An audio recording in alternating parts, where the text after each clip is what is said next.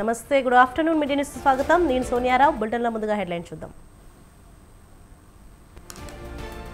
ఎన్నికల్లో ఆలోచించి ఓటు వేయాలి, చంద్రబాబును నమ్మి మోసపోవద్దన్న జగన్.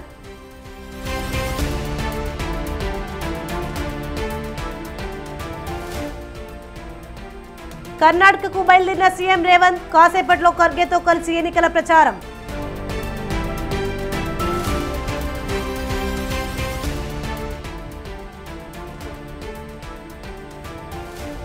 వైసీపీ ఫ్యాన్ రెక్కలు ఊడిపోయాయి, కూటమి ప్రభుత్వానిదే అధికారమన్న పవన్.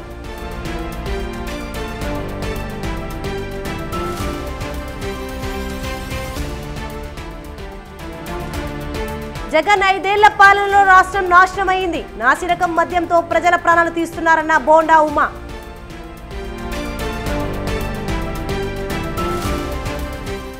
కాంగ్రెస్ లోకి గుత్తా అమిత్ రెడ్డి, రేవంత్ సమక్షంలో చేరిక.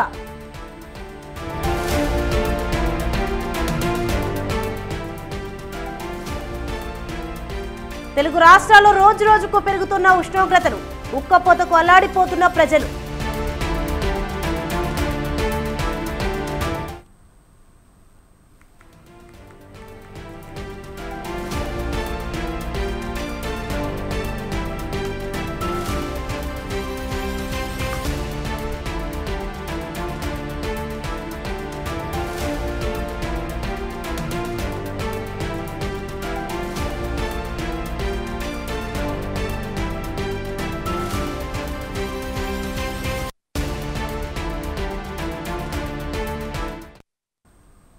ఎలక్షన్ బ్రేకింగ్ న్యూస్ చూస్తున్నాం. టీడీపీ అధినేత చంద్రబాబుకు ఓటేస్తే పథకాలు ఆగిపోతాయని, తనకు ఓటు వేస్తే పథకాలన్నీ కొనసాగుతాయని ఏపీ సీఎం జగన్ అన్నారు.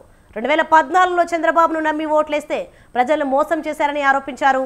10 ఏళ్లు ఉమ్మడి రాజధానిగా ఉండాల్సిన హైదరాబాద్ను పట్టించుకోలేదని మండిపడ్డారు. ఢిల్లీతో రాజీపడి ప్రత్యేక హోదాను సైతం మర్చిపోయారన్నారు. సింగపూర్కు మించిన రాజధాని అని చెప్పి కనీసం గ్రాఫిక్స్ రాజధానిని కూడా పట్టించుకోలేదని నిప్పులు చెరిగారు.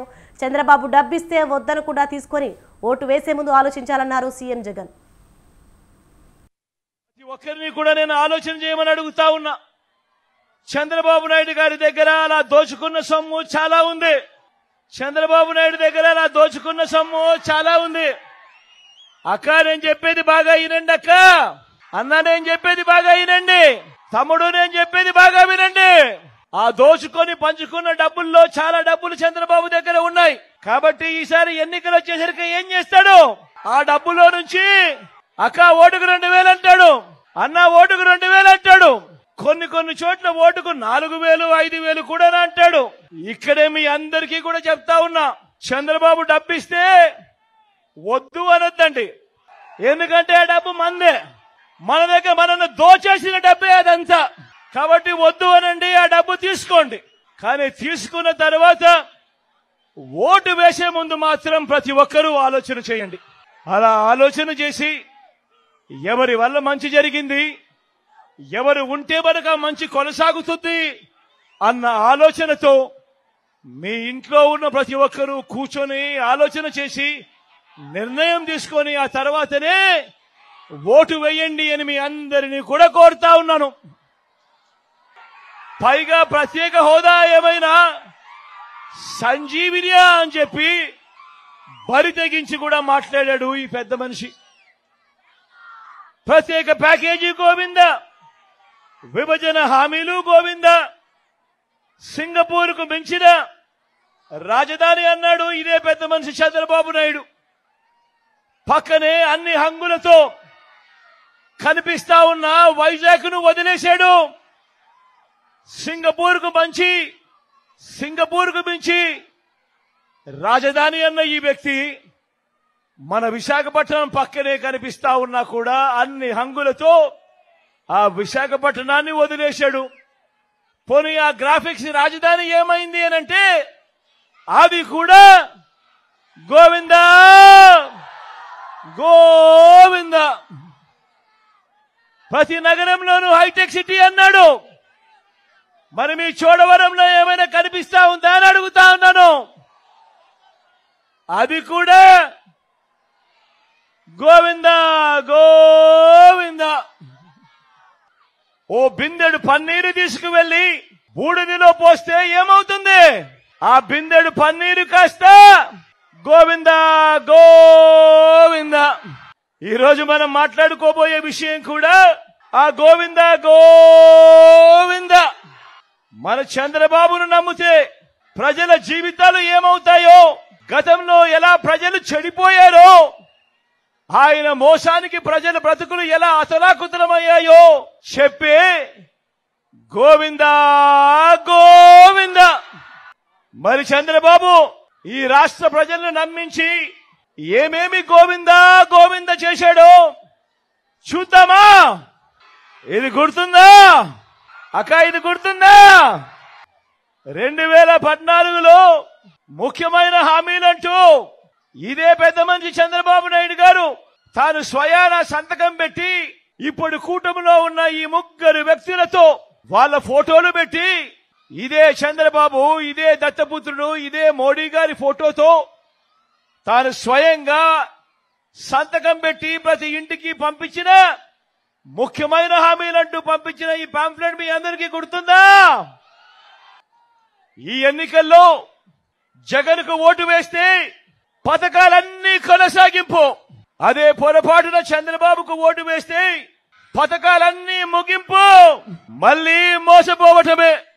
చంద్రబాబు గత చరిత్ర చెప్తా ఉన్న సత్యం ఇదే. మళ్లీ మోసం చేసేందుకు సాధ్యం కాని హామీలతో ఇప్పుడు చంద్రబాబు మేనిఫెస్టో ద్వారా చెబుతా ఉన్న సత్యం. ఈ విషయం ప్రతి ఒక్కరూ కూడా గుర్తెరగమని కోరుతా ఉన్నా. బాబును నమ్మటము అనంటే కొండ చిలువ నోట్లో తలకాయ పెట్టడమే అన్నట్టుగా ప్రతి ఒక్కరూ కూడా గుర్తుపెట్టుకోమని కోరుతా ఉన్నా.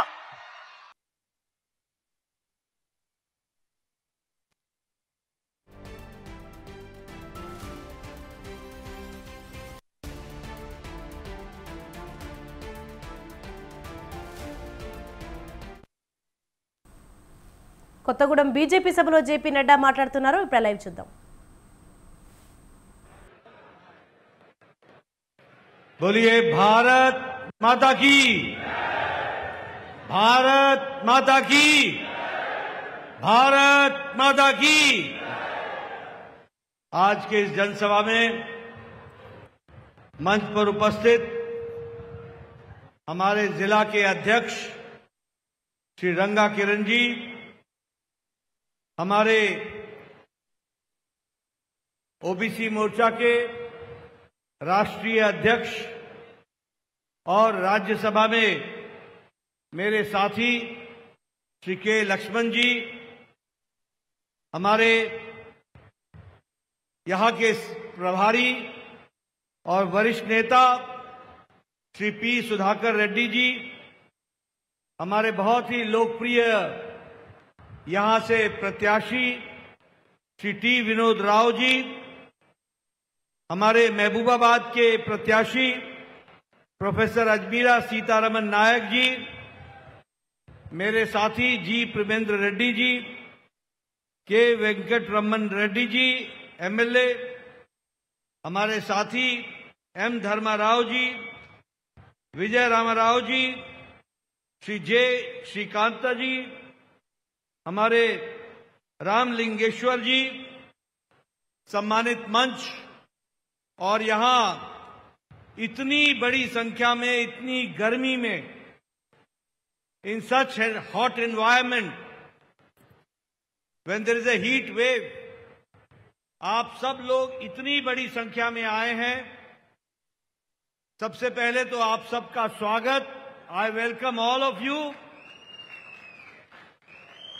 और ये मुझे आपका उत्साह, आपका जोश, आपका उमंग, ये मुझे तय कर रहा है और बता रहा है कि आपने टी विनोद राव जी को और अजमीरा सीतारमन नायक जी को दिल्ली चुनाव जिताकर भेजने का मन बना लिया है। ఈ రోజు మండుటెండను లెక్క చేయకుండా భారీ సంఖ్యలో తరలి వచ్చేటువంటి సోదరి సోదరులకు స్వాగతం చేస్తూ ఈ యొక్క ఉత్సాహము, మీ యొక్క ఆలోచన, మీ యొక్క ఉరుకులు పరుగులు చూస్తే ఈ యొక్క ఎన్నికల్లో వినోద్ రావు గారిని అదేవిధంగా అజ్మీరా మరి సీతారాం నాయక్ గారిని గొప్ప విజయాన్ని చేకూరుస్తారని చెప్పేసి నేను భావిస్తున్నాను. मित्रों, जब मैं यहां पर आया हूं तो सीताराम चंद्र स्वामी मंदिर को जो यहां का अयोध्या समझा जाता है, दक्षिण का अयोध्या समझा जाता है, ऐसे श्री सीतारामचंद्र मंदिर को मैं नमन करता हूं और आशीर्वाद लेकर के अपनी बात को प्रारंभ करता हूं. నేను రోజు ఇక్కడ తరలి వచ్చినప్పుడు ముఖ్యంగా అటుపక్క అయోధ్య శ్రీరాముని యొక్క మందిరం, ఇంకొక పక్క దక్షిణ కాశీగా దక్షిణ అయోధ్యగా పేరు పొందినటువంటి శ్రీ సీతారామచంద్ర వారి ఆలయాన్ని నేను దర్శించుకోలేకపోయినా ఇక్కడి నుంచి వారికి సాష్టాంగ నమస్కారం చేస్తున్నాను. मैं जमालपुर वेंकटेश्वर स्वामी मंदिर में विराजमान बालाजी भगवान को भी मैं नमन करके अपनी बात को प्रारंभ करता हूं. అదే ప్రకారంగా ఈ యొక్క ప్రాంతానికి వచ్చినప్పుడు తప్పనిసరిగా బాలాజీ శ్రీ వెంకటేశ్వర స్వామి వారికి ఇక్కడి నుంచి నేను వారికి సొంతంగా నేను సంస్కరిస్తున్నాను, వారిని పూజిస్తున్నాను. मित्रों, चुनाव का समय है. This is the time of election. और मैं एक बात बड़े स्पष्ट शब्दों में कहना चाहता हूं कि भारतीय जनता पार्टी अकेली पार्टी है जिसके पास देश और प्रदेश को आगे ले जाने का दृष्टि है, विचार है, मन है, मंतव्य है, तो वह भारतीय जनता पार्टी ही पार्टी है. దేశంలో ఎన్నికలు జరుగుతున్నాయి.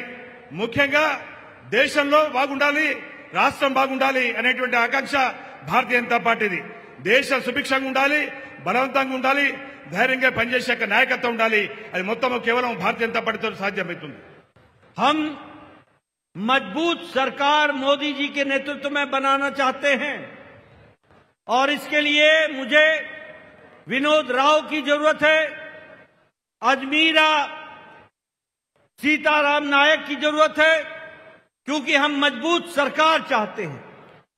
और ये मजबूत सरकार का मतलब है, मजबूत सरकार का मतलब होता है कि अगर हमने कहा कि राम लला हम आएंगे, मंदिर वहीं बनाएंगे, तो मोदी जी ने 22 जनवरी को भव्य राम मंदिर में राम लला की प्राण प्रतिष्ठा कर दी.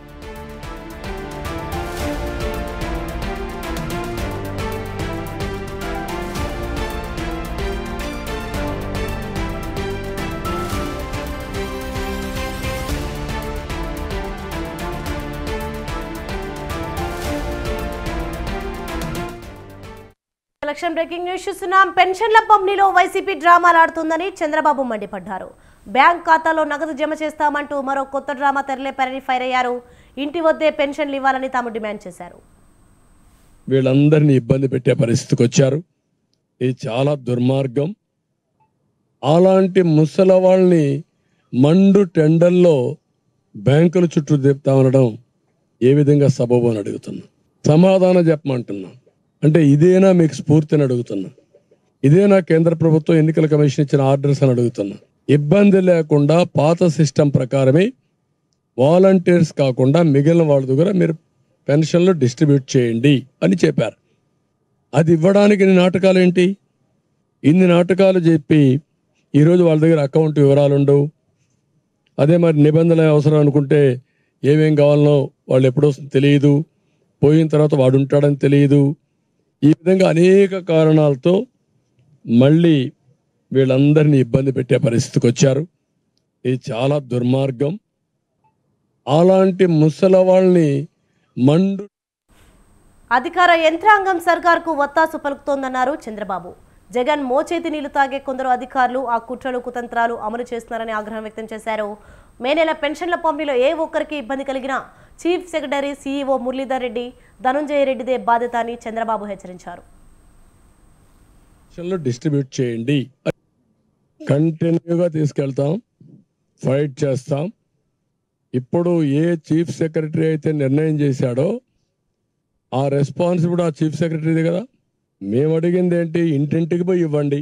నువ్వు చెప్పింది ఏంటి? ఇప్పుడు డిబిటీ ఎలక్షన్ కమిషన్ చెప్పారు ఎవరికి ఇబ్బంది కలగకుండా పెన్షన్లు ఇవ్వండి అని చెప్పారు. నీకు ఇబ్బంది ఏంటి? 1,25,000 మంది 2 రోజుల్లో, ఒక రోజు కాదు 2 రోజులు, రోజుకి 20 మందికి ఏమంటే పెన్షన్. ఆ ఊరే కదండి. నేనే అమెరికా పోయి చేసి రమ్మంటున్నావా, అంటే ఆస్ట్రేలియా పోయి రమ్మంటున్నావా? ఆ ఊర్లో ఉండేవాడు ఆ ఊర్లో పెన్షన్. రెండోది, there is very clear, IVRS ఉంది, ఫింగర్ ప్రింట్స్ ఉన్నాయి, టెక్నాలజీ ఉంది, ఫోన్ ఉంది, బ్యాండ్ విత్ ఉంది. What is your problem? అర్లీగా ఇచ్చారు నువ్వు అంటున్నావు. వైసీపీ పాలనపై విమర్శలు గుప్పించారు కాకినాడ పార్లమెంట్ జనసేన అభ్యర్థి తంగెళ్ల ఉదయ శ్రీనివాస్. వైసీపీ ఎంపీ అభ్యర్థి చలమల శెట్టి సునీల్ ప్రజలను మభ్యపెడుతున్నారని అన్నారు ఆయన. అధికారిని అడ్డుపెట్టుకుని కోట్లు గడించారని ఆరోపించారు.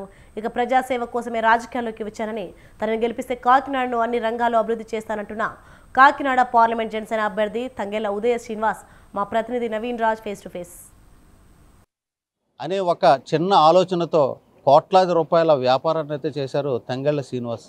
ఆయన పేరు టీ టైం ఎంతైతే పేరు ప్రఖ్యాతి కాంచిందో తంగెళ్ల శ్రీనివాస్ పేరు కూడా అంతే ప్రఖ్యాతి కాంచింది. ఇప్పుడు ఆయన పేరు అయితే రాజకీయాల్లో మారుమోగుతుంది. జనసేన కాకినాడ పార్లమెంట్ అభ్యర్థిగా అయితే ఆయన పోటీ చేయబోతున్నారు. జనసేన అధినేత పవన్ కళ్యాణ్ ఆశీస్సులతో ఆయన ఈ పోటీలో అయితే కనుక నేను సైతం అంటూ కూడా ఎన్నికల ప్రచారంలో కూడా దూసుకుపోతున్నారు. అసలు ఆయనకి సంబంధించి ఆయన అసలు టీ టైం ఎందుకు పెట్టారు, ఎలా పెట్టారు, అసలు రాజకీయాల్లోకి ఆయన రావడానికి ఇన్స్పిరేషన్ ఏంటి అనేది ఆయన అడిగి తెలుసుకుందాం. సార్ చెప్పండి, అసలు రాజకీయాలకు మీరు రావడానికి మీకు ఇన్స్పిరేషన్ ఏంటి? సార్ బేసికలీ నేను మధ్యతరగతి కుటుంబం నుంచి పుట్టాను. అండ్ కాలేజ్ చదివేటప్పటి నుంచి బిజినెస్ అంటే ఇంట్రెస్ట్. అలాగా బిజినెస్ స్టార్ట్ చేశాను. బిజినెస్ స్టార్ట్ చేసిన తర్వాత ఒక 10 లక్షలు పెట్టుబడితో పెట్టి అది డెవలప్ చేసి ఒక 25,000 మందికి ఉపాధి కలిగించిన తర్వాత, అంటే ఒక 10 లక్షలతో ఇంత బిజినెస్ చేస్తున్నామంటే ఒక సిస్టంలో నిజంగా రాజకీయాల్లోకి వచ్చి ఒక సిస్టంలో ఉంటే ఇంకా ఎంతమంది జీవితాలు బాగుపడతాయి, ఎంత అభివృద్ధి చేయొచ్చు అనే ఆలోచనతో నేను ఏ స్వార్థం లేకుండా రాజకీయాల్లోకి రావడం జరిగిందండి. వచ్చిన ప్రతిరోజు నుంచి నేను ప్రజల్లో ఉంటూ, ప్రజల్లోనే తిరుగుతూ, ప్రజా సమస్యలపైనే పోరాడుతూ ఈ రోజు వరకు కాకినాడ అంటే ఇన్ఛార్జ్ అనౌన్స్ చేసినప్పటి నుంచి ఒక్కరోజు కూడా కాకినాడ పార్లమెంట్ వదిలిపెట్టకుండా ఇక్కడే ఉండి కాకినాడ ప్రజల మధ్యలోనే తిరుగుతున్నాను. కాకినాడ పార్లమెంట్ ప్రజల మధ్యలోనే తిరుగుతున్నాను. సో ఈసారి మాత్రం కాకినాడ పార్లమెంట్ గెలిచిన తర్వాత ఇక్కడ ఇన్ని రోజులు అక్రమంగా జరుగుతున్న రైస్ ఎక్స్పోర్ట్ కానివ్వండి, గంజా ఎక్స్పోర్ట్ కానివ్వండి, ఇవన్నీ ఆపడంతో పాటు పోర్టుని అభివృద్ధి చేసి పోర్ట్ టు ఎయిర్పోర్ట్ కనెక్టివిటీని పెంచి, రైల్వే లైన్ని పెంచి, రైల్వే ఎక్స్టెన్షన్ లైన్ పెంచి, ఎస్సీజెడ్ని డెవలప్ చేసి, పరిశ్రమలు తీసుకొచ్చి అభివృద్ధి చేస్తూ, అంటే వనరుల్ని మనకున్న ఈ కాకినాడ పార్లమెంట్లో ఉన్న వనరులన్నీ కూడా కాకినాడ పార్లమెంట్ అంటే గవర్నమెంట్కి చేరేటట్టు, దానివల్ల అభివృద్ధి చెందేటట్టు, ఉపాధి కల్పించేటట్టు నేను 100% కృషి చేస్తానని చెప్పి మాటిస్తున్నాను. అంటే అసలు యాక్చువల్గా చెప్పాలంటే టీ టైం ఆలోచన ఎలా వచ్చింది, అలాగే ఎంత వ్యాపారం చేశారు, అలాగే ఎంతమందికి మీరు ఒక ఇన్స్పిరేషన్గా నిలిచారు? సార్ ఆలోచన అంటే ఏంటి అంటే, నేనేమి రాకెట్ సైన్స్ లాగా టీనేమి నేను కనిపెట్టలేదని. ఆ టీని ఏ ప్రోడక్ట్ అయినా సరే మనం మంచిగా ఇస్తే, అంటే క్వాలిటీ ప్రోడక్ట్, రీజనబుల్ ప్రైస్, అది షర్ట్ అయినా కానివ్వండి, టీ అయినా కానివ్వండి, కార్ అయినా కానివ్వండి, ఒక మంచి వస్తువుని మంచి ధరకి ఇస్తే అది ప్రపంచం అంతా కొంటారు. అందులో క్రమంగానే నేను టీని ఎంచుకున్నాను. ఎందుకంటే 100 కోట్ల మంది తాగే టీకి ఒక బ్రాండ్ లేదు, ఒక ఫార్ములా లేదు, ఒక క్వాలిటీ స్టాండర్డ్ క్వాలిటీ లేదు, ఒక స్టాండర్డ్ హైజీన్ లేదు అని చెప్పి ఇవన్నిటిని ఒక ఫార్ములా కింద చేసుకుని దాన్ని ఒక బిజినెస్ కింద స్టార్ట్ చేసి, ఇప్పుడు టీ టైం అనేది ఒక జస్ట్ బిజినెస్ కాదండి. అంటే టీ ఎలా అమ్మాలి, ఎలా చెయ్యాలి అనే సిస్టమ్ని ఇండియాలోనే మార్పు తెప్పించిన ఒక రెవల్యూషనరీ బిజినెస్ అండి టీ టైం. సో అంటే మీరు ఇప్పుడు ఇంతకుముందు టీ ఎలా అమ్ముతున్నారో మీ అందరికీ తెలుసు. టీ టైం లాగా ఎన్నో బ్రాండ్స్ని ఎంతోమంది పెట్టారు. దాన్ని నేను ట్రేడ్ మార్క్ ప్రకారం స్ట్రైక్ చేయొచ్చు, కానీ నాకు ఆ డబ్బు అలా స్ట్రైక్ చేసి వాళ్ళని ఇబ్బంది పెడతాం అవసరం లేక, అంటే చేయకూడదనే ఒక మనస్తత్వంతో అందరూ బాగుపడాలి, టీ అనేది ఒక రెవల్యూషనరీ చేంజ్ అనేది, మార్పు అనేది రావాలి అని చెప్పి ఒక చిన్న కాన్సెప్ట్లోనే ఇంత మార్పు వచ్చింది. అంటే ఇంకా ఎన్ని కాన్సెప్ట్స్ ఉన్నాయి, ఎంత మార్పు రావచ్చు, ఒక సిస్టంలో ఉంటే మనం ఎంత మార్పు తీసుకురావచ్చు అనే దానికోసమే నేను ఎప్పుడూ కృషి చేస్తున్నాను. పాలిటిక్స్గా రావడానికి అసలు మీకు ఇన్స్పిరేషన్ అవ్వదు సార్? చెప్పాను కదా సార్ ఇందాక, అంటే ఒక 10 లక్షల రూపాయలు ఉంటేనే మనం ఇంత సామ్రాజ్యాన్ని సృష్టించి, ఇంత స్టాండర్డ్ని సెట్ చేసి, ఇంతమందికి ఉపాధి కల్పించినప్పుడు పాలిటిక్స్లో ఉండి నిజంగా ఒక ప్రజలు ఎన్నుకున్న నాయకుడిలో ఉండి, అంటే ఒక మెంబర్ ఆఫ్ పార్లమెంట్ కింద ఉంటే ప్రభుత్వ నిధులతో కానివ్వండి, లేకపోతే ప్రజలు కోరుకునేది కానివ్వండి, ఎంత బాగా చేయొచ్చు, ఇంకా ఎంత బాగా సర్వీస్ చేయొచ్చు, దీనివల్ల ఎంతమంది లబ్ధి పొందుతారు అనేది పాలిటిక్స్లో రావడానికి మీకు ఇన్స్పిరేషన్ ఎవరు అంటున్నారు? అదేనండి, టీ టైంలో 10 లక్షలతో 25,000 మంది ఉద్యోగాలు వచ్చినాయంటే పార్లమెంట్ అయితే ఎంతమందికి ఉపయోగపడచ్చు అనేదే నా ఇన్స్పిరేషన్. చివరిగా మీకు విజయానికి కలిసి వచ్చే అంశాలంటే సార్, విజయానికి కలిసి వచ్చే అంశాలు ఏంటంటే సార్, ఇప్పుడున్న ప్రభుత్వం చేసిన దుర్మార్గాలు, అలాగే మా అధినాయకుడు పవన్ కళ్యాణ్ గారు, చంద్రబాబు నాయుడు గారు పెట్టే పథకాలు, అంటే సబ్సిడీ బెనిఫిషియరీస్కి ఇచ్చే సబ్సిడీస్ ఉంటాయి, సబ్సిడీస్ అండ్ ప్లాన్స్ ఇవన్నీ ఉంటాయి కదండి. ఇవన్నీ ఏంటంటే అప్పులు చేసేసారు వీళ్ళు. అభివృద్ధి చేసి సంక్షేమం ఇచ్చే నాయకులు చంద్రబాబు గారు, మోడీ గారు అండ్ పవన్ కళ్యాణ్ గారు. వాళ్ళిద్దరూ ఎన్నుకుంటారా, మొత్తం దోచేసుకుని అప్పుల పాలు చేసేసి వీళ్ళకి కావాల్సిన కొంతమందికి ఇచ్చేటోళ్ళు ఎన్నుకుంటారా అనే అంశం పైన ప్రజలందరూ చాలా వ్యతిరేకంగా ఉన్నారు.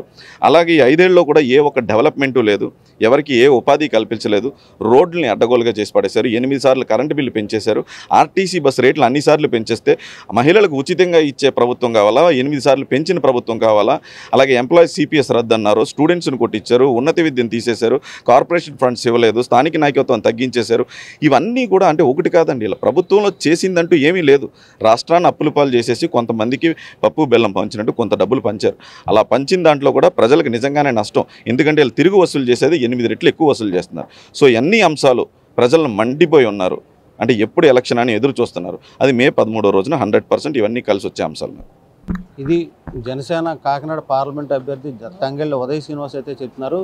అంటే టీ టైం అనే ఒక కాన్సెప్ట్తో, ఒక రెవల్యూషనరీ తీసుకురావాలనే కాన్సెప్ట్తో ఒక ఆలోచనతోనే వ్యాపారంలో విస్తృతంగా రాణించిన నేను రాజకీయాల్లో అయితే కనుక మరింత రాణించి అనేక మందికి అయితే ఇన్స్పిరేషన్గా నిలవచ్చు, ప్రజలకి సేవ చేయొచ్చు, అదే కాన్సెప్ట్తో రాజకీయాల్లోకి వచ్చాయని చెప్తున్నారు. అదేవిధంగా చూస్తే కనుక ఇటు పవన్ కళ్యాణ్ చరిస్మాతో పాటు అదేవిధంగా ఒక ప్రజలకైతే అనేక సంక్షేమ కార్యక్రమాలు, అభివృద్ధి కార్యక్రమాలు కూడా తీసుకురావడంతో పాటు కాకినాడ పార్లమెంట్లో కూడా అనేక వనరులు అయితే ఉన్నాయి. ఆ వనరులను కూడా వినియోగించి ప్రజలకి సేవ చేసేందుకైతే ఈ టైంను వినియోగిస్తాం. అదేవిధంగా ఆ ప్రత్యర్థిగా ఉన్న చలమలశెట్టి సునీల్ అయితే 450 కోట్లు ఖర్చు చేస్తానని చెప్తున్నా.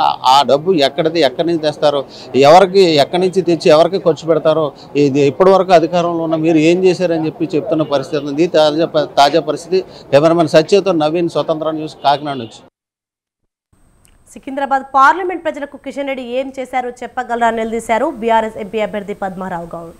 రాబోయే పార్లమెంట్ ఎన్నికల్లో సికింద్రాబాద్లో గెలిచేది బీఆర్ఎస్ జెండానే అన్నారు. అంతకుముందు సనత్ నగర్లో తలసాని శ్రీనివాస్ యాదవ్ కలిసి ప్రచారం నిర్వహించారు.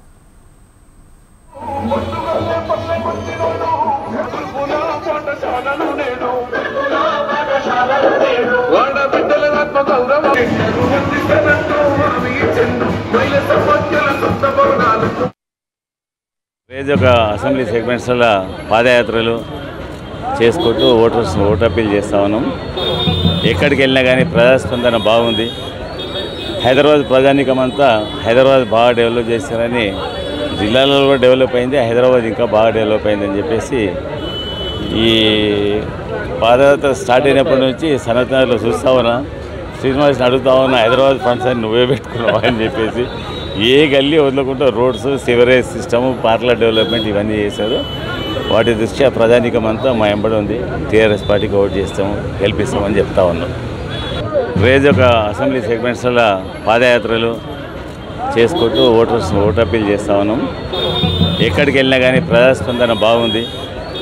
హైదరాబాద్ ప్రజానీకం అంతా హైదరాబాద్ బాగా డెవలప్ చేస్తారని, జిల్లాలలో కూడా డెవలప్ అయింది, హైదరాబాద్ ఇంకా బాగా డెవలప్ అయిందని చెప్పేసి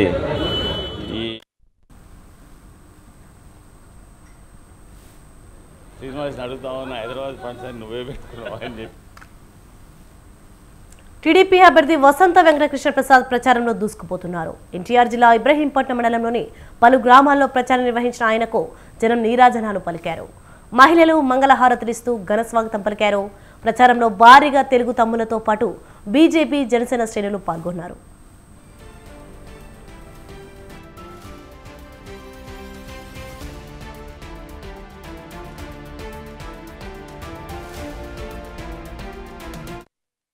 సంబంధిత మంత్రి గారి దగ్గరికి వెళ్లి గొడవ పట్టడం, వాళ్ళిద్దరు నా సమక్షంలో ఉండటం జరిగింది. మా ప్రాంతానికి సంబంధించిన మధ్యతరగతి వ్యక్తులందరూ లారీలు నడుపుకొని బతుకుతా ఉంటే, మీ ప్రాంతానికి సంబంధించిన వాళ్ళు, లేకపోతే రాజమండ్రి ప్రాంతానికి వచ్చిన వాళ్ళు బూడిద ఇక్కడ తవ్వకాలు, మిషన్లు పెట్టి డబ్బులు వసూలు చేస్తా ఉన్నారు. మాకు అన్యాయం జరుగుతుందంటే ఇది ముఖ్యమంత్రి గారి ఆదేశం, మేము ఆపలేము, ఆ బూడిద లోడింగ్ జరగాల్సిందే అని చెప్పి వాళ్ళ సమక్షంలోనే చెప్పడం జరిగింది. ఈ రకంగా ఈ ప్రాంతానికి మొత్తానికి అన్యాయం చేసిన వైఎస్ఆర్ కాంగ్రెస్ పార్టీకి నన్ను ముఖ్యమంత్రి గారు పిలిచారు. కృష్ణప్రసాద్ నువ్వే మళ్ళీ పోటీ చేస్తా ఉన్నావు. శంషాబాద్ ఎయిర్పోర్ట్ లో ఆపరేషన్ చిరుత కొనసాగుతోంది. చిరుతను పట్టుకునేందుకు ఫారెస్ట్ అధికారులు 2 రోజులుగా శ్రమిస్తున్నారు. 9 ట్రాప్ కెమెరాలు, ఒక బోన్ ఏర్పాటు చేశారు. నిన్న ఫెన్సింగ్ దూకుతుండడంతో కెమెరాలో రికార్డ్ అయినా ఆ తర్వాత చిరుత ఎక్కడికి వెళ్లిందనే ఆనవాళ్లు కనిపించడం లేదు. శంషాబాద్ ఎయిర్పోర్ట్ సమీపంలో కావడంతో స్థానికులు భయాందోళనకు గురవుతున్నారు. దీంతో రంగంలోకి దిగిన ఫారెస్ట్ అధికారులు చిరుతను పట్టుకునేందుకు కంటి మీద కునుకు లేకుండా శ్రమిస్తున్నారు.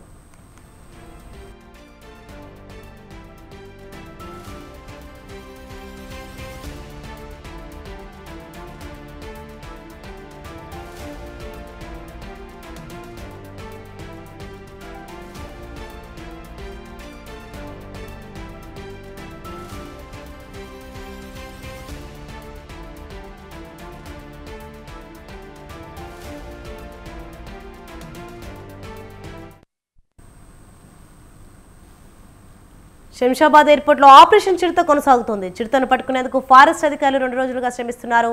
9 ట్రాప్ కెమెరాలు, ఒక బోన్ ఏర్పాటు చేశారు. నిన్న ఫెన్సింగ్ దూకుతుండడంతో కెమెరాలో రికార్డ్ అయినా ఆ తర్వాత చిరుత ఎక్కడికి వెళ్లిందనే ఆనవాళ్లు కనిపించడం లేదు. శంషాబాద్ ఎయిర్పోర్ట్ సమీపంలో కావడంతో స్థానికులు భయాందోళనకు గురవుతున్నారు. దీంతో రంగంలోకి దిగిన ఫారెస్ట్ అధికారులు చిరుతను పట్టుకునేందుకు కంటి మీద కునుకు లేకుండా శ్రమిస్తున్నారు.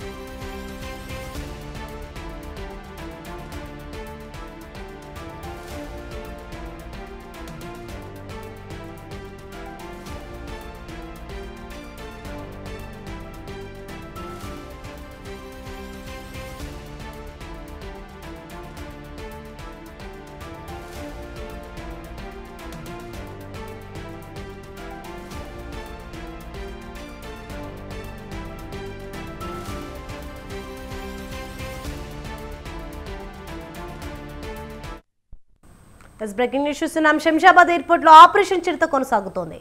చిరుతను పట్టుకునేందుకు ఫారెస్ట్ అధికారులు 2 రోజులుగా శ్రమిస్తున్నారు. 9 ట్రాప్ కెమెరాలు, ఒక బోన్ ఏర్పాటు చేశారు. నిన్న ఫెన్సింగ్ దూకుతుండడంతో కెమెరాలు రికార్డ్ అయినా ఆ తర్వాత చిరుత ఎక్కడికి వెళ్లిందనే ఆనవాళ్లు కనిపించడం లేదు. శంషాబాద్ ఎయిర్పోర్ట్ సమీపంలో కావడంతో స్థానికులు భయాందోళనకు గురవుతున్నారు. దీంతో రంగంలోకి దిగిన ఫారెస్ట్ అధికారులు చిరుతను పట్టుకునేందుకు కంటి మీద కునుకు లేకుండా శ్రమిస్తున్నారు. రైట్, ఇదే అంశంపై మరింత సమాచారం మా ప్రతినిధి విశాల్ ఫోన్ అందిస్తారు. ఎస్ విశాల్. రైట్ సోని, గత 2 రోజుల నుంచి శంషాబాద్ ఎయిర్పోర్ట్ పరిసర ప్రాంతాల్లో చిరుత సంచారం అనేది కలకలం రేపుతుంది. ముఖ్యంగా శంషాబాద్ ఎయిర్పోర్ట్ చుట్టుపక్కల ఉన్న గ్రామాల గొల్లపల్లి, దాంతో పాటు మిగిలిన గ్రామాల అందరి ప్రజలు కూడా ఈ చిరుత సంచారం అనే వార్త ఎప్పుడైతే బయటకు వచ్చిందో అప్పటి నుంచి కూడా కొంత భయాందోళనకు గురవుతున్నారు. ఇక ఈ క్రమంలోనే ఆదివారం ఉదయం ఎప్పుడైతే ఈ చిరుత సంచారికి సంబంధించిన కదలికలను ఎయిర్పోర్ట్ సిబ్బంది సీసీ కెమెరాలో చూశారో అప్పటి నుంచే వెంటనే అటవీ అధికారులకు ఇన్ఫార్మ్ చేయడం, ఆ తర్వాత అటవీ అధికారులు రంగంలోకి దిగడం, ప్రత్యేక బోన్లను ఏర్పాటు చేయడం, ఇదంతా కూడా 2 రోజులన్నీ కొనసాగుతుంది. ఇక ఎట్టకేలకు ఈ రోజు సాయంత్రం వరకు లేదా రాత్రి వరకు చిరుతను పట్టుకొని తీర్చామని కూడా అటవీ అధికారులు తెలిపారు.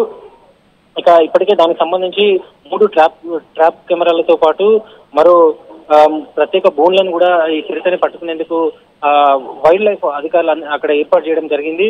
ఇక గొల్లపల్లి గ్రామం నుంచి దాదాపు ఎయిర్పోర్ట్ గోడ దాదాపు 7 ఫీట్ల వరకు ఉంటుంది. ఆ 7 ఫీట్ల ఉన్న గోడను కూడా చిరుత క్రాస్ చేసి రన్వే పై నుంచి వెళ్తున్నప్పుడు సమయంలో ఈ చిరుతని ఎయిర్పోర్ట్ సిబ్బంది అప్పుడు మొట్టమొదటిసారిగా చూడడం జరిగింది. ఇక అప్పటి నుంచి కూడా అటు పోలీసులు అదేవిధంగా అటవీ అధికారులు, ఎయిర్పోర్ట్ సిబ్బంది ముగ్గురు సమన్వయంతో ఈ చిరుతకు సంబంధించి ఎక్కడెక్కడ తిరిగింది, ఈ దాని ఆనవాళ్లు కదలికలు అన్నింటినీ కూడా ఒక్కొక్కటి పర్యవేక్షిస్తూ ఉన్నారు. ఇక ఈ క్రమంలోనే ఈ రోజు సాయంత్రం వరకు కూడా చిరుతని పట్టుకొని తీరుతామని కూడా అటవీ అధికారులు తెలిపారు.